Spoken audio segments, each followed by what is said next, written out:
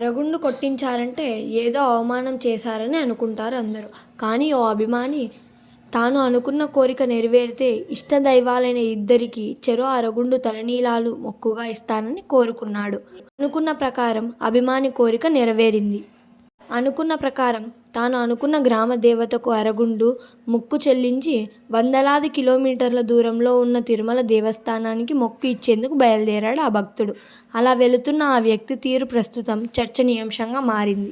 ఇక వివరాల్లోకి వెళితే కాకినాడ జిల్లా కాకినాడ రూరల్ మండలం ఇంద్రవెల్లికి చెందిన మురళి కాకినాడలో కూటమి అభ్యర్థిగా గెలిచి రాష్ట్రంలో కూటమి అధికారంలోకి వస్తే ఇంద్రవెల్లి గ్రామ దేవతకు అరగుండు, తిరుమల వెంకన్న స్వామికి అరగుండు తలనీలాలు సమర్పించేలా మొక్కుకున్నాడు.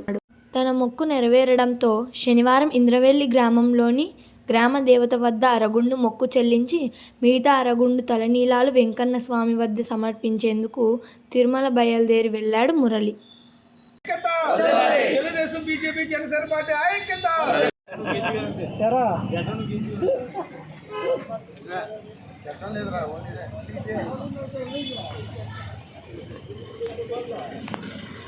మన గ్రామదాత మొక్కు తీర్చుకుంటే మురళి గారి నాయకత్వం,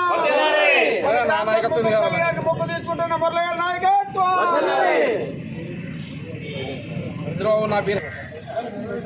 తెలుగుదేశం బీజేపీ జనసేన పార్టీ ఐక్యత. తెలుగుదేశం బీజేపీ జనసేన పార్టీ ఐక్యత. తెలుగుదేశం బీజేపీ జనసేన పార్టీ ఐక్యత.